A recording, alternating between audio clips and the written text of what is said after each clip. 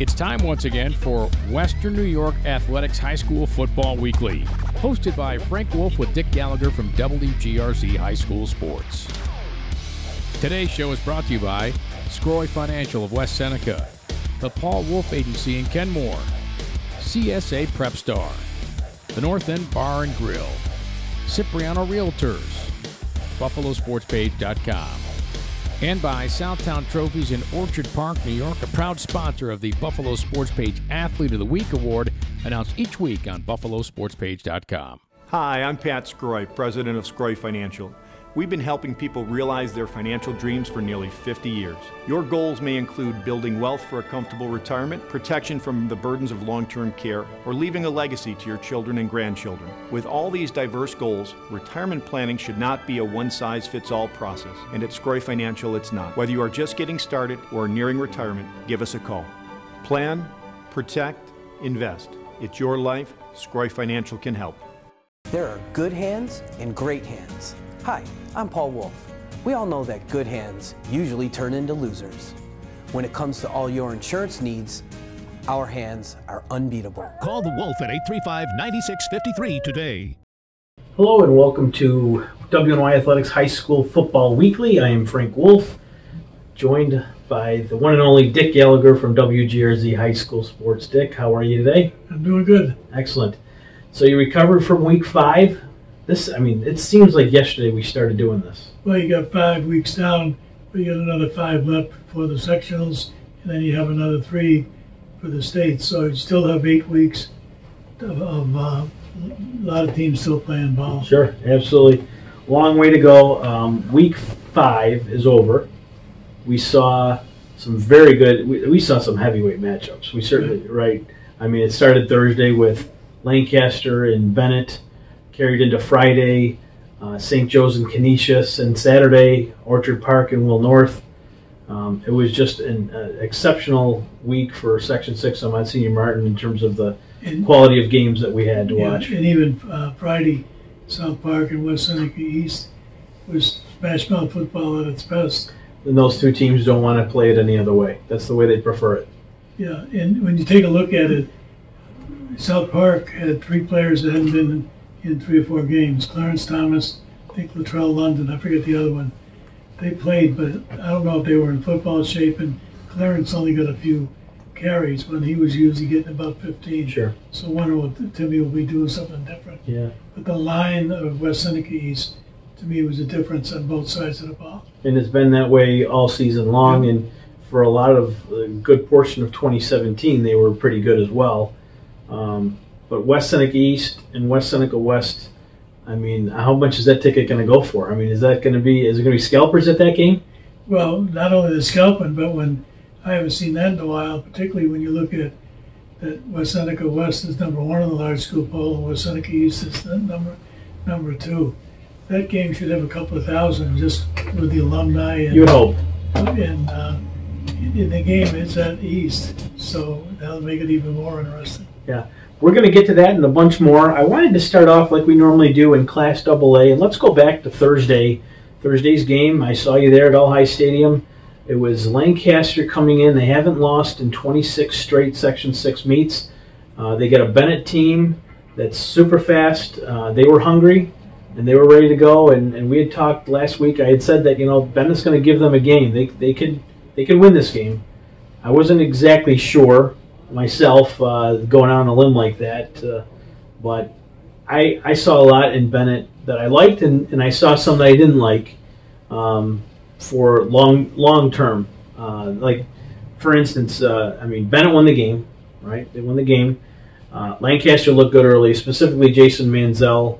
He was on target. He was moving the ball, picking up first downs, and I believe he threw 3 touchdowns in the first half. Second half, Jason Manziel, Bennett defense got stronger as the game went on. I don't know if that was their line play or what, but they seemed to get stronger. And Jason, you can tell that he is just a sophomore. And I know he lost, but I'll tell you, that kid's going to be a special quarterback like his brother was at Lancaster. So they're in good hands long term. I think I would have liked to seen Falcinetti more at the end because he is a little bit more experienced, especially Late in the game, when you needed a score, when you need to move the chains, Jason made some mental mistakes that he wants to have some plays back, no question about it, the intentional grounding. And I don't want to beat that into a dead horse. But Lancaster showed for once, finally, their inexperience a little bit, how young they really are, because they are a young team. Even though a lot of those players went all the way to Syracuse last year, they're still young, and a lot of them didn't see quality time on the field last year that they're getting this year.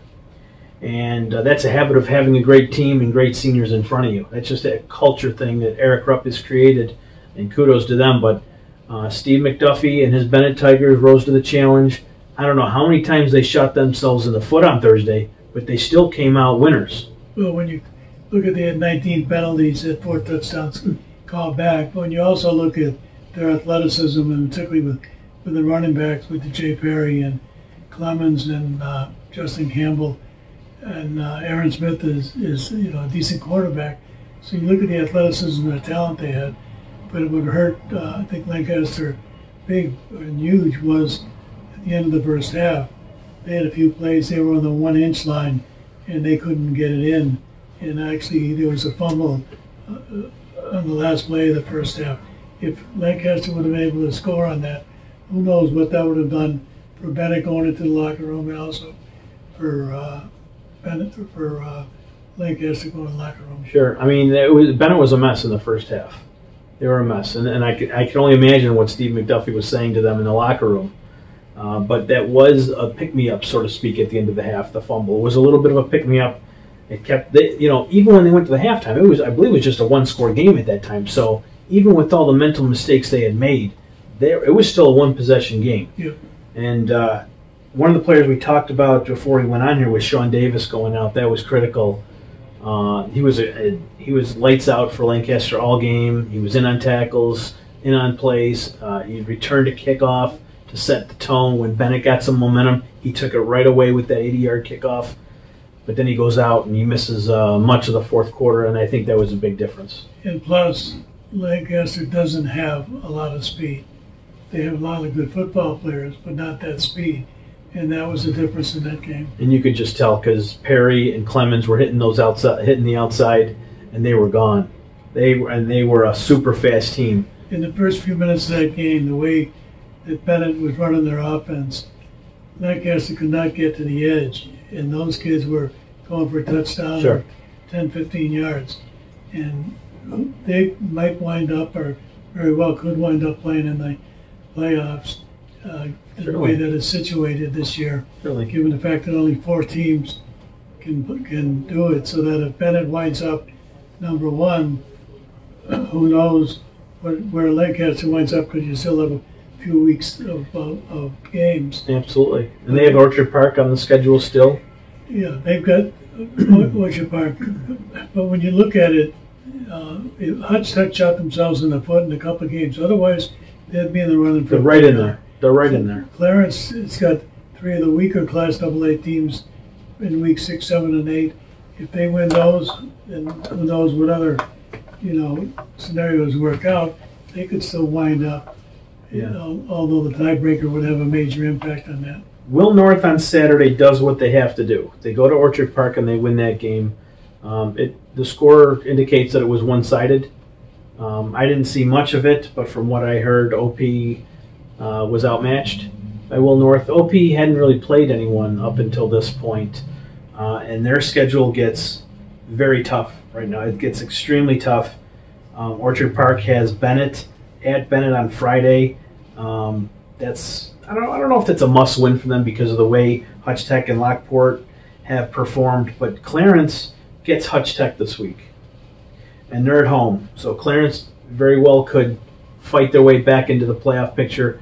For Will North, I think that win sets up the stage for them to, I'll say it, run the table. I don't want to say they have an easy schedule, but they are in position now. They were always physically prepared. I think mentally, after the tie with Clarence, they thought they were going to beat Clarence. I have no doubt they thought they were going to go into Clarence and win that game by 2 touchdowns. They ended up going to overtime and got lucky winning. Then they get Lancaster, a Lancaster team that was coming in that they had been waiting for since last November. all those kids graduated. Will North thought they were going to, I think they really thought they were going to beat them. And then they heard that a couple players were going to be out maybe with the flu. And Will North, I think they let their guard down and weren't focused as they needed to be for Lancaster. They lose that game. Now Bennett comes into town. And they're beating Bennett. They fumble at the end of the game. Bennett gets the ball. Next thing you know, it's a Hail Mary pass. You've got 2 losses now to Class AA teams when you should have easily have been 4-0 at the time. Easily could have been 4-0 at the time. So it was a rough, I'm sure it was a tough week of practice for Will North. I did get a chance to talk to Coach Mamalotti on Friday, and he said it was a great week of practice for them, and they had the focus was where it needed to be, and they were going to take it out in Orchard Park, and that looks like what they did.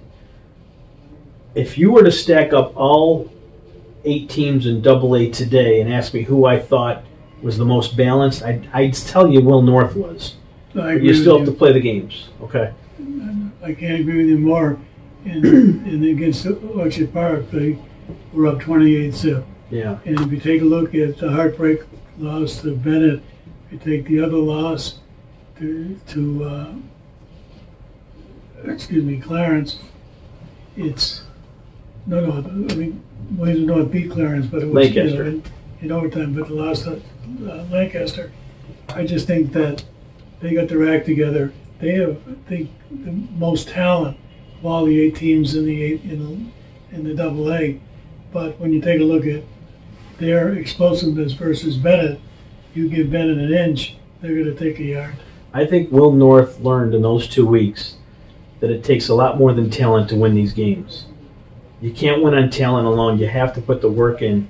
And when you have guys like Beck and Hopkins and Dylan Kelly and Newsall, I think their experience and their leadership took over the past week and really got the rest of the players on board to buy into what's going on there, because they do have the talent, but I don't think they worked hard enough those last 2 weeks to earn those wins, and that's why they're in the position they're in right now. But right now, with a game against, let's see, where they go Lockport this week on Saturday, they should beat Lockport. That's a winnable game for them. They're right back in it. I mean, they are a playoff team. They're at 2-2. They got Niagara Falls and they got us there. But the one player that stood out and stands out every game, Dylan Kelly. He has to be a Conley Cup finalist, and he was a catalyst as far as winning that game against Orchard Park, along with Joe Nussel, throwing a nice ball and connecting with him. Well, the cream always rises to the top when you have, in those moments, right? When you're the 2 best teams going at it, the best players will always rise to the top, and Dylan, he did that on Saturday. If you're a Kelly, you're automatically a good football player. Just like if your name is Dylan, you're going to be a good judge. Yeah, there you go. Well, he's a super smart kid, very athletic, and I know he beat himself up a lot over that Bennett game. I know he was in on that final play, and he was beating himself up. But I think he's over that, and I think he put that into Orchard Park this week, and he was focused, and I know he got the rest of the team up for that one. So I think Will North woke up, and if they continue on the same stretch that it appears they're on now, I think they're going to be a very tough out for any team in AA the rest of the way. We'll have to see what happens in the playoffs, though, because right now Bennett and Lancaster know they can beat them. Yep.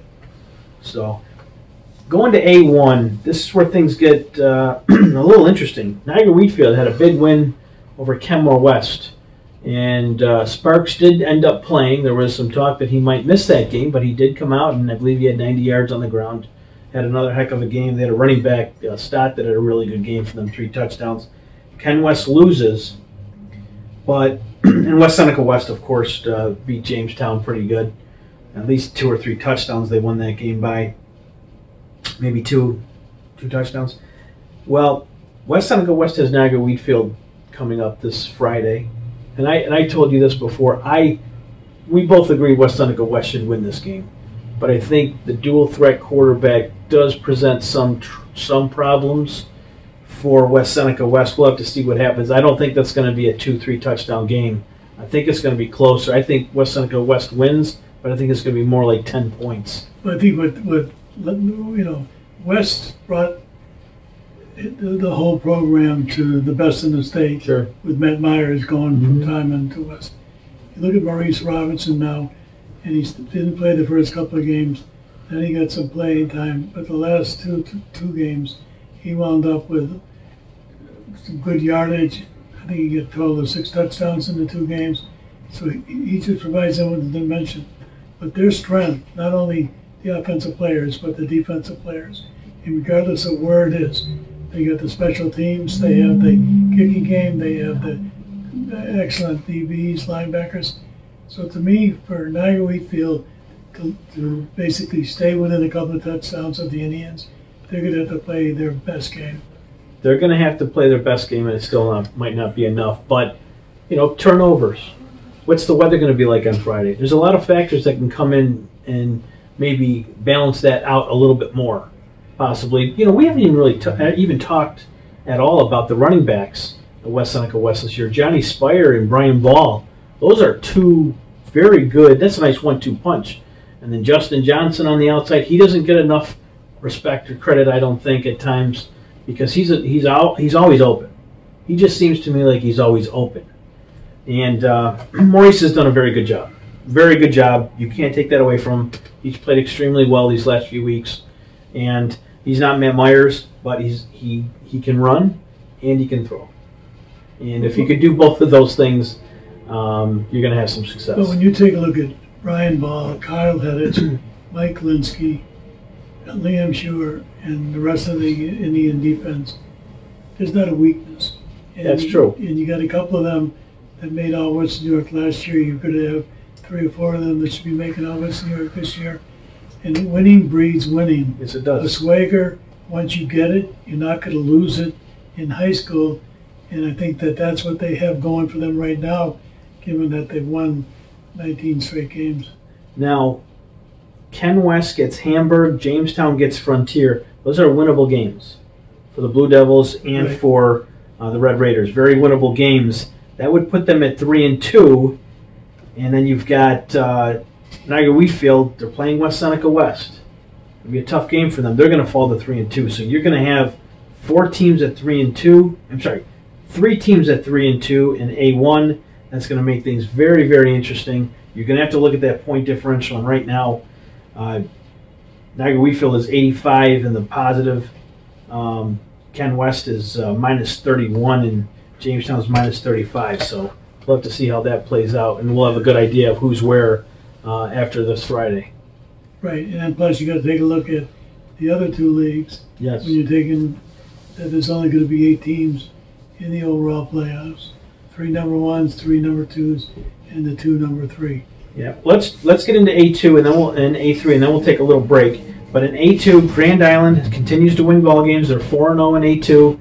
I think they're the clear-cut A2 champion. Obviously, they've played head and shoulders better than everybody. McKinley hasn't looked too bad, 3-1. They have the 1 loss to Grand Island. They play Sweet Home, so McKinley should get past there. They move to 4-1. Grand Island gets Kenmore East. Kenmore East, if they can win that game, they have an opportunity to sneak into the playoffs. I believe they do. They have to win by a lot of. It's tough.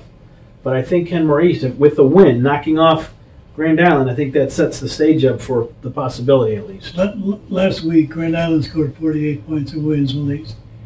Cam Zionka had 22 of 28 with 2 touchdowns. They had, I think, 4 touchdowns with 1-yard runs. He could have very easily had 5 or 6 touchdowns. And when you take a look at Justin Gorell, who just gets better in every game, that passing combination is one of the best. And Cam, and least known about. pardon? And least talked about, least known about. Oh, sure. Yeah. But when you take a look at, some people thought Cam was going to be lost for the season after being injured in the first game. But I was one of them. He's come back, and Saturday I saw them play Williamsville East, and he was just threading the needle. They couldn't stop the passing game, and if you take a look at it going through, they are definitely going to be one of the top 3 seeds. I couldn't agree with you more. In A3, West Seneca East continues to get better each week and prove not just in Western New York, but proved throughout the state that they are one of the top teams in A this year. I don't know exactly where they're ranked in New York State. Do you know where they're ranked in New York State? Top 15? I think West is 1. I think East is like 11 or 12. Okay, so top 15. They just pretty much ran the gauntlet with South Park last week, which was that's a win that I think they wanted. They needed to beat South Park to give them a little bit more confidence because that's a team that's had their number. West Seneca East, I think South Park was a touchdown better than they were last year. The North End Bar and Grill in Kenmore is the perfect place for friends to get together. Enjoy a great menu that includes all the local favorites like wings, roast beef on weck, and the best Friday fish fry in town. Serving daily specials like spaghetti and meatballs, flavorful hamburgers and barbecued ribs, and enjoy 12 beers on tap, including IPAs. The North End Bar and Grill, located at 2692 Elmwood Avenue near Girard. To order takeout or to reserve a table, give us a call at 877-9000 or visit us on the web at northendbarandgrill.com. Dick, we were talking about West Seneca East, and as I mentioned, they ran that gauntlet between Star Point. They shut down a very high-octane offense in Aaron Chase, and they just blew them out. And then they had South Park, a close game, physical game, the type of game that you would expect those two teams to play. They come out on top there, and as you were saying, the line play of West Seneca East has been the difference for that team this year. Well, if you look at Nick Ham, Colin Wiley, Chase Piro, Dylan McNulty, and a few of the other kids that play on the lines, they just are outstanding. They play smash mouth football. They win in every battle in the trenches. And it'll be interesting to see this week's game coming up with South Park and Star Park. Sure will. Well, one thing I like about West Seneca East, obviously Sean Dolek's getting a lot of attention, rightfully so.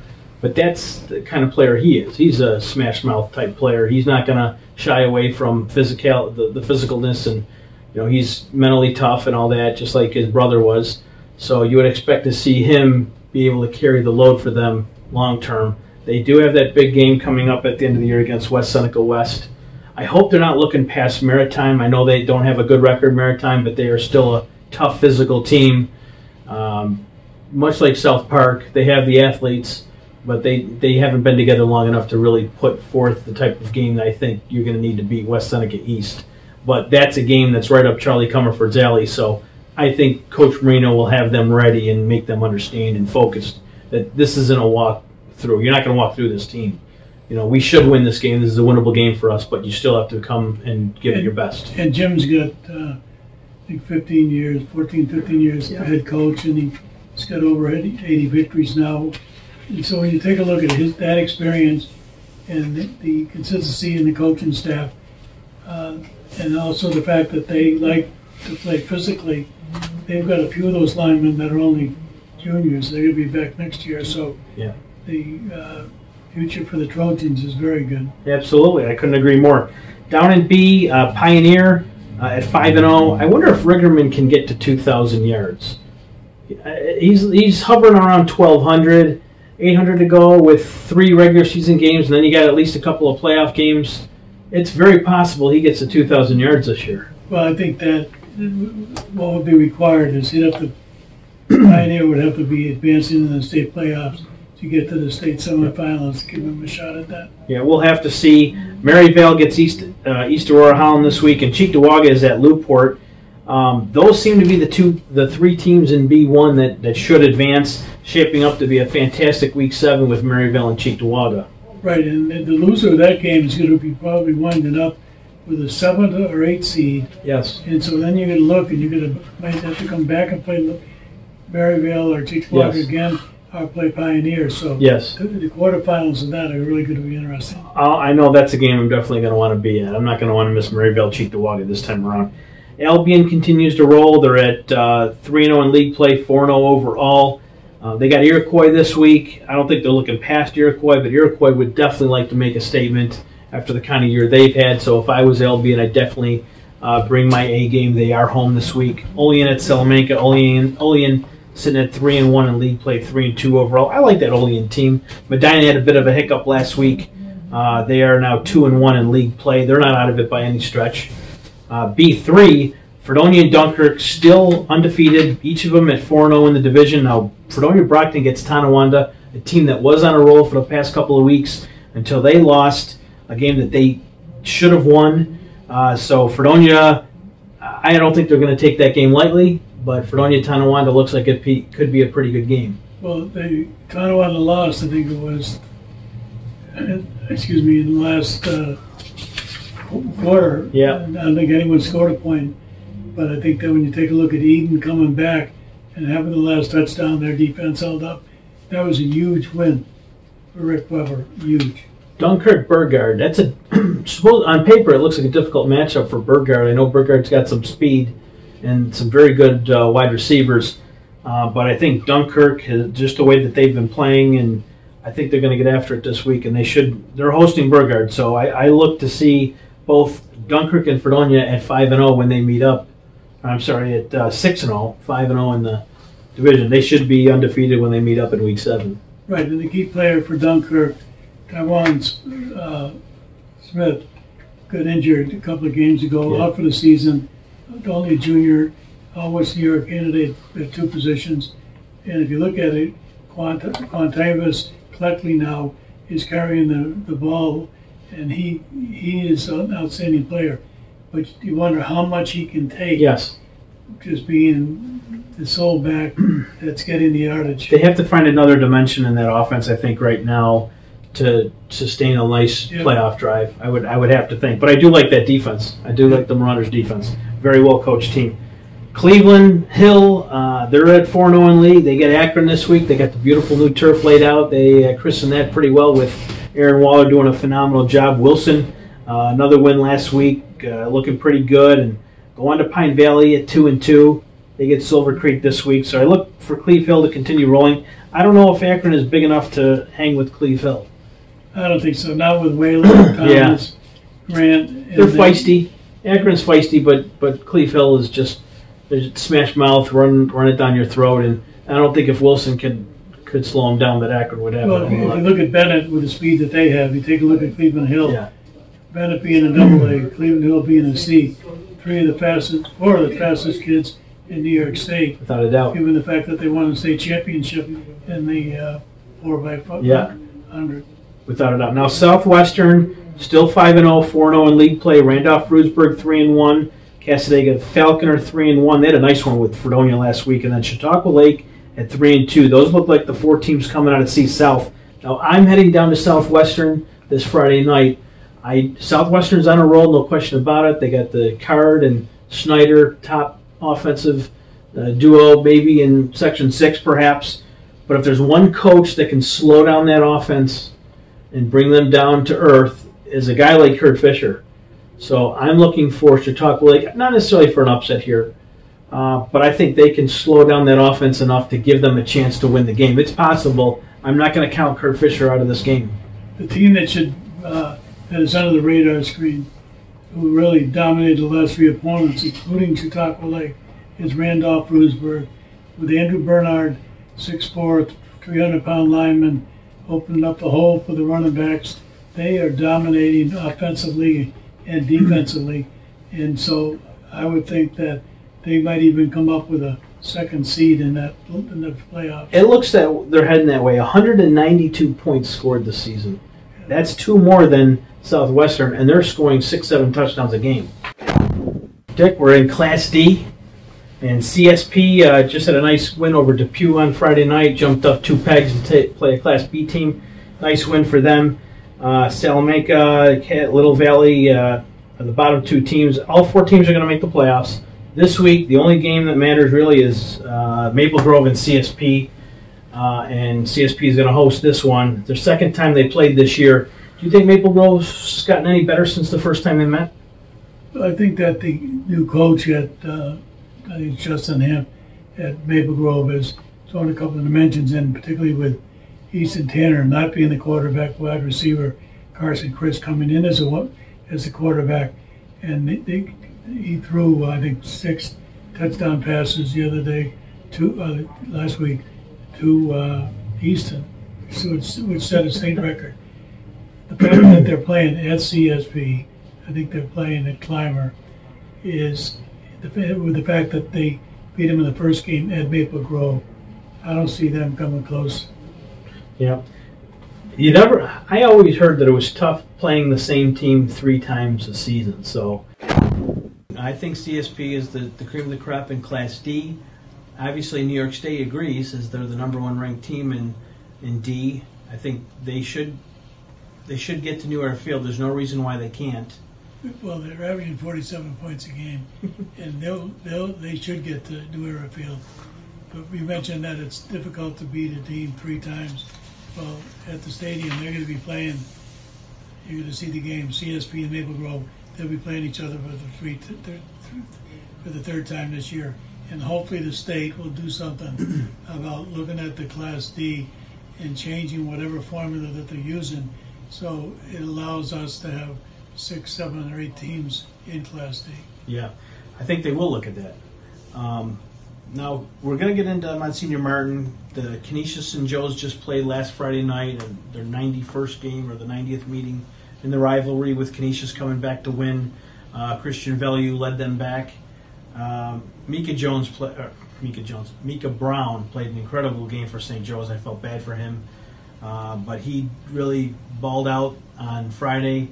But Canisius, who continues to reload each and every year, they just came back, and St. Joe's had him down. But Canisius has been winning for I don't know how long now, and it's St. Joe's just can't seem to get over that hump. Well, Canisius won 10 straight games down against the Marauders. And if you take a look at Micah Brown, yeah, he's got better every game. He's only a junior, tremendous athlete. I really think they missed Anthony McCarley, who broke his collarbone, was out of that game, and that takes away some of the athleticism for the Marauders. But Canisius has a knack. Joe Jameson has been a thorn on their side for 3 years. He comes up with the big plays. He made a big play to get a first down in the winning drive.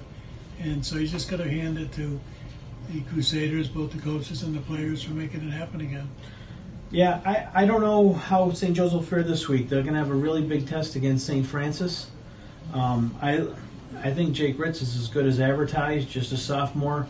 We're going to find out exactly how good they are. They visit St. Joe's this Saturday. It's an afternoon game. It's a game I'm hoping to get to because I need to take a look and see how Jake Ritz performs, and I like that they got the wide receiver.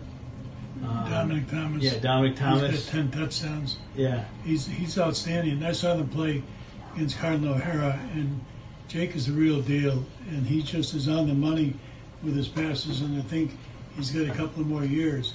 But I think that when you take a look at the yardage that the St. Joe's defensive backfield has given up, which are hundreds of yards in the 5 games, that they are going to have to get their act together and being able to stop Jake and Thomas. Yeah, and no shame in losing to Cathedral Prep. Not that Coach Jerry Smith wants to hear that, but no shame in losing to Cathedral Prep. They beat everybody up in Monsignor Martin this year. Today's show is brought to you by Scroy Financial of West Seneca, the Paul Wolf Agency in Kenmore, CSA Prep Star, the North End Bar and Grill, Cipriano Realtors, BuffaloSportsPage.com, and by Southtown Trophies in Orchard Park, New York, a proud sponsor of the Buffalo Sports Page Athlete of the Week Award, announced each week on BuffaloSportsPage.com.